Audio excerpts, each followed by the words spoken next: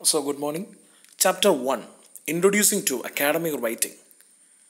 എന്താണ് academic writing എന്ന് വ്യക്തമാക്കുന്ന പാഠമാണ് ചാപ്റ്റർ 1. ചാപ്റ്റർ 1-ൽ ബേസിക്കലി നമ്മൾ കാണുന്നത് വാട്ട് ഈസ് അക്കാഡമിക് റൈറ്റിംഗ്, പിന്നെ what are the characteristic features of academic writing, പിന്നെ എന്തിനാണ് അക്കാഡമിക് റൈറ്റിംഗ്, പിന്നെ അതിൻ്റെ എക്സാമ്പിൾസ്, പിന്നെ അക്കാഡമിക് റൈറ്റിങ്ങും നോൺ അക്കാഡമിക് റൈറ്റിങ്ങും തമ്മിലുള്ള വ്യത്യാസങ്ങൾ, എക്സാമ്പിളുകൾ, പിന്നെ ഇതുമായി ബന്ധപ്പെട്ട അക്കാഡമിക് റൈറ്റിങ്ങുമായി ബന്ധപ്പെട്ട കുറച്ച് വാക്കുകൾ. ഇത്രയുമാണ് ചാപ്റ്റർ 1-ൽ നമ്മൾ പഠിക്കുന്നത്. ഓക്കെ, നമുക്ക് ആദ്യത്തെ ടോപ്പിക്കിലേക്ക് കിടക്കാം. What is academic writing? ഇതാണ് അതിന് ആപ്റ്റായ definition. Academic writing generally refers to all formal writing task assigned to students for the purpose of study at the college level. അതായത് ഇത്രയേ ഉള്ളൂ. നമ്മൾ സ്കൂൾ കാലഘട്ടങ്ങളിൽ നമ്മൾ എഴുതുന്ന പോലെയല്ല കോളേജിലേക്ക് പ്രവേശിച്ച് കഴിയുമ്പോൾ എഴുതുന്ന രീതി.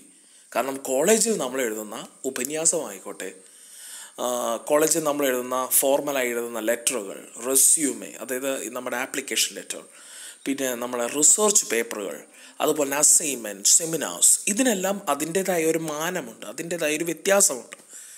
അങ്ങനെ ഹോൾ ടോട്ടൽ ഒരു കോളേജ് ലെവലിൽ എഴുതുന്ന ഓൾ ഫോർമൽ റൈറ്റിംഗ് ടാസ്കുകളെ വിളിക്കാൻ പറ്റുന്ന പേരാണ് അക്കാഡമിക് റൈറ്റിംഗ്. ഈ ഡെഫിനേഷൻ കാണാപ്പാഠം പഠിക്കണം. വാട്ട് ഈസ് അക്കാഡമിക് റൈറ്റിംഗ് എന്ന് ചോദിച്ചാൽ ഇതാണ് അതിൻ്റെ കറക്റ്റായ definition. Academic writing generally refers to all formal, അത് വളരെ ഇമ്പോർട്ടൻ്റ് ആണ് കേട്ടോ, ഫോർമൽ അല്ലാതെ ഇൻഫോർമൽ അല്ല. അതേ ഫോർ എക്സാമ്പിൾ ഫോർമൽ എന്ന് പറഞ്ഞു കഴിഞ്ഞാൽ നമ്മൾ ഒരു അധ്യാപകനോട് ഒഫീഷ്യലായിട്ട് സംസാരിക്കുമ്പോൾ നമ്മൾ എങ്ങനെയായിരിക്കും, ഒരു ഫോർമാലിറ്റി വെക്കും. നമ്മളൊരു കൂട്ടുകാരോട് സംസാരിക്കുമ്പോൾ ഇൻഫോർമലാണ്, മറ്റേത് ഫോർമൽ. ഒരു അധ്യാപകനോട് അല്ലെങ്കിൽ നമ്മളൊരു കത്ത് എഴുതുമ്പോൾ ഫോർമലായിട്ട് എഴുതുന്ന കത്ത് വളരെ സീരിയസ് ആയിരിക്കും, ഇൻഫോർമൽ സുഹൃത്തുക്കൾക്ക് എഴുതുന്ന കത്ത് പോലെ. So that is formal. All formal task assign to students for the purpose of study at the college level. ഇത് വളരെ ഇമ്പോർട്ടൻ്റ് ആണ്. ഈ ഡെഫിനേഷൻ കറക്റ്റ് കാണാതെ പഠിക്കണം. ഇനി നമുക്ക് അതിൻ്റെ എക്സാമ്പിളുകളിലേക്ക് പോകാം.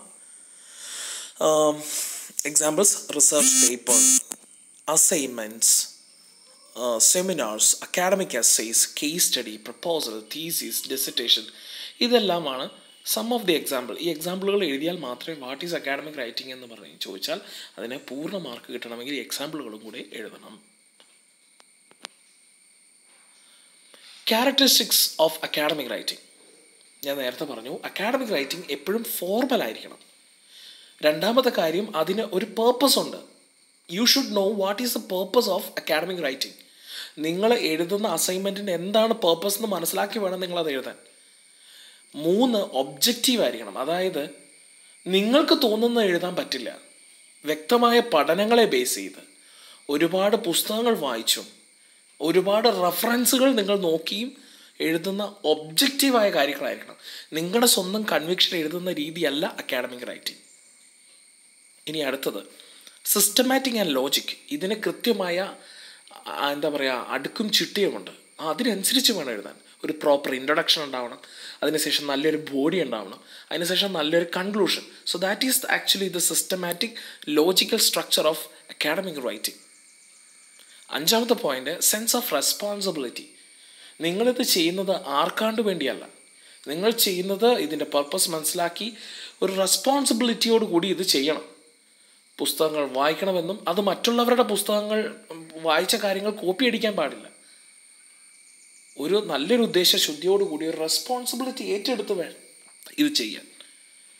The last and final one, precision and accuracy. വളരെ ആക്യുറേറ്റ് ആയിട്ട് പ്രിസൈസ് ആയിട്ടായിരിക്കണം നിങ്ങൾ നിങ്ങളുടെ അക്കാഡമിക് റൈറ്റിംഗ് പൂർത്തിയാക്കുവാൻ. ഫോർ എക്സാമ്പിൾ, ഒരു സെമിനാർ എഴുതുന്നുണ്ടെങ്കിൽ that should be precise, that should be accurate. ഇപ്പോൾ ഒരു മാത്തമാറ്റിക്കൽ ഒരു പേപ്പർ അത് എഴുതുവാണെങ്കിൽ steps should be correct and proper. അതാണ് പ്രിസൈസ് ആൻഡ് ആക്യുറസി. ഇത്രയുമാണ് characteristic features of academic writing. Next topic, എന്തിനാണ് academic writing? Why academic writing? ഒന്നാമത്തെ കാര്യം, അക്കാഡമിക് റൈറ്റിംഗ് നിങ്ങൾ പഠിക്കണമെന്ന് പറയുന്നതിൻ്റെ കാരണം, ഒന്ന്, നല്ല എംപ്ലോയബിൾ ഗ്രാജുവേറ്റ്സ് വേണം. അതായത് ജോലിക്ക് ഉതകുന്ന നല്ല ഗ്രാജുവേഷൻ കഴിഞ്ഞ നല്ല ജോലിക്ക് ഉതകുന്ന വ്യക്തിത്വങ്ങളെ അവർക്ക് മെനഞ്ഞെടുക്കണം. 2, അവർക്ക് ക്രിട്ടിക്കലായിട്ട് ഓരോ കാര്യത്തെയും ക്രിട്ടിക്കലായിട്ട് അപ്രോച്ച് ചെയ്യാനുള്ള ഒരു കഴിവ്. എന്താണെന്ന് കറക്റ്റ് മനസ്സിലാക്കി വിവേചിച്ചറിയുവാനുള്ള കഴിവാണ് critical thinking. 3, to conduct serious studies and research.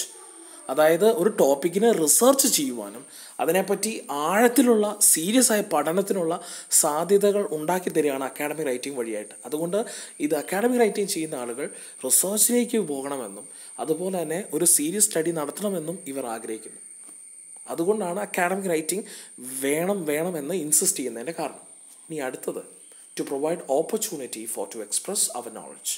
നമുക്ക് നമ്മുടെ അറിവും പാണ്ഡിത്യവും മറ്റുള്ളവർക്ക് മുമ്പിൽ തുറന്നു കാണിക്കുവാൻ പറ്റിയ അവസരമാണ് ഈ അക്കാഡമിക് റൈറ്റിംഗ്. ഫോർ എക്സാമ്പിൾ, ഒരു PhD ചെയ്യുന്ന ഒരു വ്യക്തി, PhD ചെയ്യുന്നത് അക്കാഡമിക് റൈറ്റിംഗ് ആണ്. PhD ചെയ്യുന്ന വ്യക്തി അവൻ്റെ അറിവ് മുഴുവൻ തൻ്റെ മുമ്പിലിരിക്കുന്ന തൻ്റെ ഈ PhD ജൂറീസിന് മുമ്പിൽ എവിഡൻ്റ് ആയിട്ട് കാണിച്ചു കൊടുക്കാൻ പറ്റിയ അവസരമാണ് ഈ academic writing. So that academic writing provides opportunity to express your knowledge. ഇനി അടുത്തത്, ടു ബ്രിങ് പ്രൊഫഷണൽ എക്സലൻസ്. നമുക്കൊരു ജോലിക്ക് പോയി കഴിഞ്ഞ് കഴിഞ്ഞാൽ നമ്മുടെ പ്രൊഫഷണൽ, ഒരു ഉദ്യോഗാർത്ഥി അല്ലെങ്കിൽ ഒരു ജോലിക്ക് ഉതങ്ങുന്ന ഒരു പ്രൊഫഷണൽ ക്വാളിറ്റി ആ വ്യക്തിക്ക് ഉണ്ട് എന്ന് ഉറപ്പ് വരുത്തുന്ന അക്കാഡമിക് റൈറ്റിങ്ങിലൂടെയാണ്. Last and final point, that is to improve formal writing skill. എന്ന് പറഞ്ഞു കഴിഞ്ഞാൽ നമ്മൾ എഴുതുന്ന ഇൻഫോർമൽ സ്റ്റൈൽ ഓഫ് റൈറ്റിംഗ്, സ്കൂളുകളിൽ നിന്ന് നമ്മൾ പെട്ടെന്ന് വരുമ്പോൾ നമ്മുടെ ഇൻഫോർമൽ റൈറ്റിംഗ് അപ്പോഴും ഉണ്ടാവും. അത് മാറ്റി ഒരു ഫോർമാലിറ്റി നമ്മുടെ ഒരു റൈറ്റിംഗ് സ്റ്റൈലിൽ കീപ്പ് ചെയ്യണം. അതിനു വേണ്ടിയിട്ടുള്ള ബെസ്റ്റ് പ്രാക്ടീസാണ് ഈ academic writing. Going to the next slide. ഇനി എന്തൊക്കെയാണ് അക്കാഡമിക് റൈറ്റിങ്ങിന് മുൻകരുതലായി വേണ്ടത്? Prerequisites. പരീക്ഷയ്ക്ക് ചോദിക്കുന്നത് ഇങ്ങനെയായിരിക്കും, what are the prerequisites for academic writing? ഈ prerequisites for academic writing എന്ന് ചോദിച്ചു കഴിഞ്ഞാൽ ഇത്രയും കാര്യങ്ങൾ വേണം. 1, നന്നായിട്ട് എഴുതുവാനുള്ള ഒരു ശൈലി നമ്മൾ ഉണ്ടാക്കിയെടുക്കണം. Start free writing. ഒരുപാട് എഴുതി പ്രാക്ടീസ് ചെയ്യണം. ഗ്രാമറുകൾ കറക്റ്റ് ആവണം, ലോജിക്കലായിരിക്കണം. അതുപോലെ തന്നെ ഇറർ ഫ്രീ ലാംഗ്വേജിലേക്ക് നിങ്ങൾ എത്തണം. അതാണ് ആദ്യത്തെ കാര്യം. അക്കാഡമിക് റൈറ്റിങ്ങിലേക്ക് നിങ്ങൾ എത്തണമെങ്കിൽ ആദ്യം നിങ്ങൾ നേടിയെടുക്കേണ്ടത് നന്നായി എഴുതുവാനുള്ളൊരു ശൈലിയാണ്. 2, കീപ്പ് എ ജേണൽ എന്ന് വെച്ച് കഴിഞ്ഞാൽ നിങ്ങളുടെ ഒരു വിഷയവുമായി ബന്ധപ്പെട്ട് അല്ലെങ്കിൽ ഒരു അസൈൻമെൻറ്റ് ടാസ്ക് തന്നിട്ടുണ്ടെങ്കിൽ നിങ്ങൾ അതുമായി ബന്ധപ്പെട്ട ആളുകളെ കാണുകയോ അല്ലെങ്കിൽ പുസ്തകങ്ങൾ വായിക്കുകയാണെങ്കിൽ അതിനകത്ത് ഇമ്പോർട്ടൻറ്റ് പോയിൻറ്റ്സ് നിങ്ങൾ റെക്കോർഡ് ചെയ്യാൻ നിങ്ങൾ പഠിക്കണം. അത് എഴുതി നിങ്ങളൊരു ബുക്കിൽ രേഖപ്പെടുത്തി വെക്കണം. അത് ഓരോ ദിവസത്തെ ഡയറി എൻട്രി പോലെ അത് കീപ്പ് ചെയ്ത് വെക്കണം. ആ ഒരു പ്രാക്ടീസിനെ വിളിക്കുന്ന പേരാണ് keep A journal. 3, reading habit എന്ന് പറഞ്ഞു കഴിഞ്ഞാൽ ഒരുപാട് വായിക്കണം.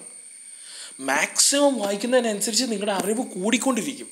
വായനാശീലം വളർത്തിയെടുക്കണം. അക്കാഡമിക് റൈറ്റിങ്ങിലേക്ക് പ്രവേശിക്കണമെങ്കിൽ മാക്സിമം റീഡിങ് ഹാബിറ്റ്. 4, എപ്പോഴും പറയുന്നൊരു കാര്യം, തിങ്ക് ക്രിട്ടിക്കലി. ഒരു കാര്യത്തെ കൃത്യമായി അവലോകനം ചെയ്യുവാനുള്ള കഴിവും പാണ്ഡിത്യവും നിങ്ങൾ നേടിയെടുക്കണം. 5, develop research skill.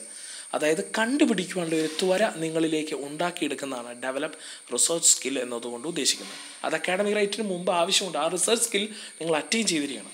And the last and final point, നിങ്ങളുടെ സ്വന്തം ഡിസിപ്ലിൻ. അതായത് നിങ്ങളിപ്പോൾ ഇംഗ്ലീഷ് ആയിക്കോട്ടെ, നിങ്ങൾ മാത്തമാറ്റിക്സ് ആയിക്കോട്ടെ, നിങ്ങൾ സുവോളജി ആയിക്കോട്ടെ, നിങ്ങൾ ബോട്ടണി ആയിക്കോട്ടെ, നിങ്ങളുടെ സബ്ജക്റ്റിലുള്ള അവഗാഹം, അതായത് നിങ്ങൾക്ക് നിങ്ങളുടെ സബ്ജക്റ്റിലുള്ള നല്ല പാണ്ഡിത്യം, നല്ല അറിവ് നിങ്ങൾ ഉണ്ടാക്കിയെടുക്കണം.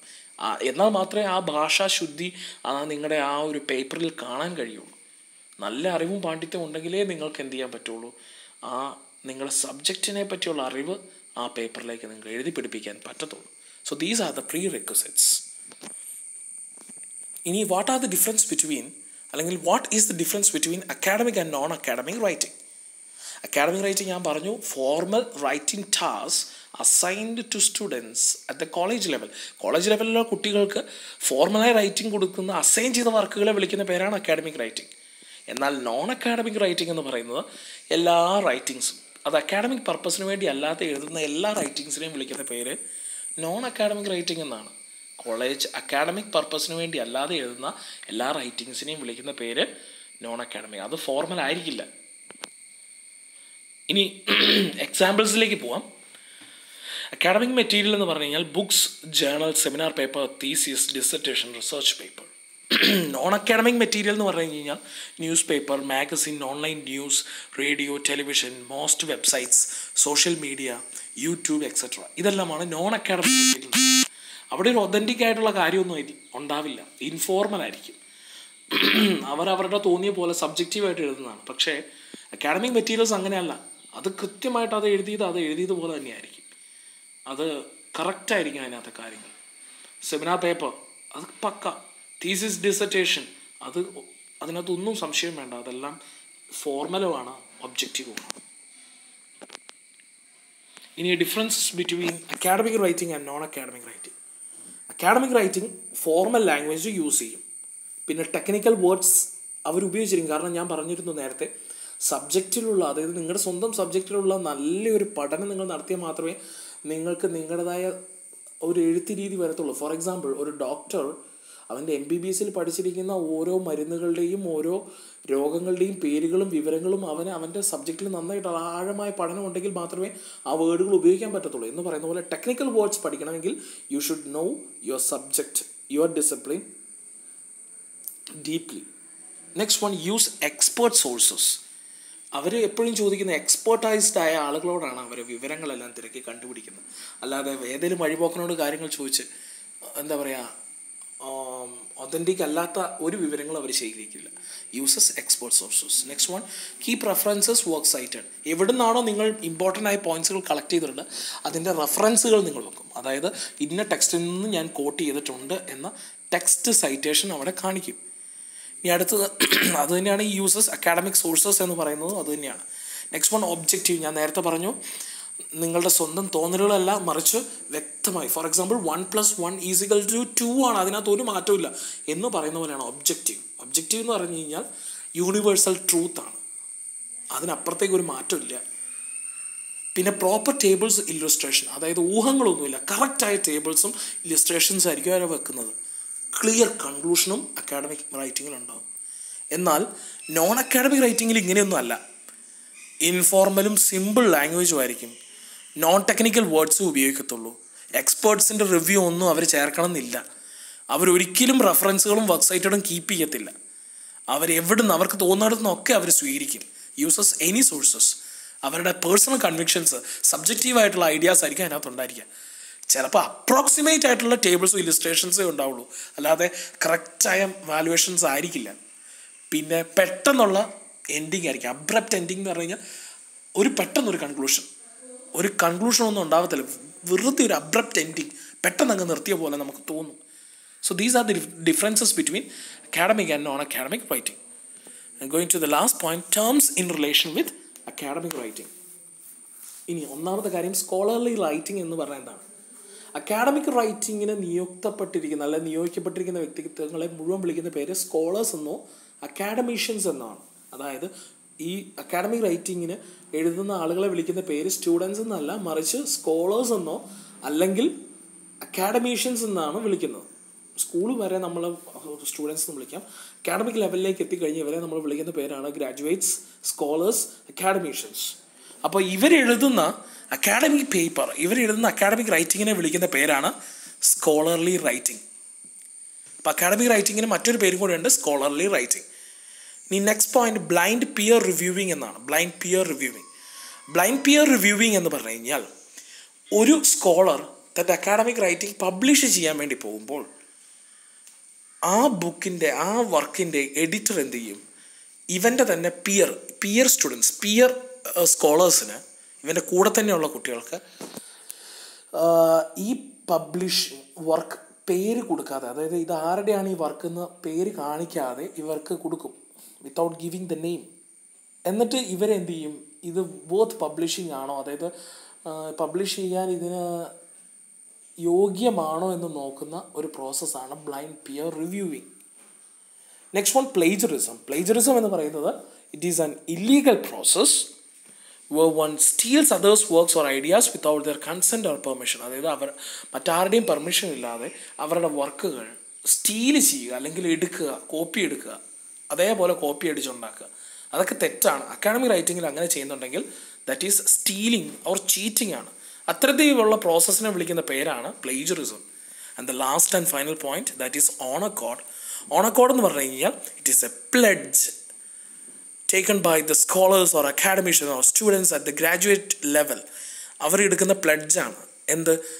അവർ അക്കാഡമിക് ഇൻറ്റഗ്രിറ്റി അപ്ഹോൾഡ് ചെയ്യുന്നു, അതായത് അവരത് കീപ്പ് ചെയ്യുന്നു, അവരൊരിക്കലും ചീറ്റിങ്ങോ സ്റ്റീലിങ്ങോ ചെയ്യില്ല എന്നുള്ള ഉറപ്പ് കൊടുക്കുന്ന പ്ലെഡ്ജാണ് ഓൺ അക്കോർഡ്.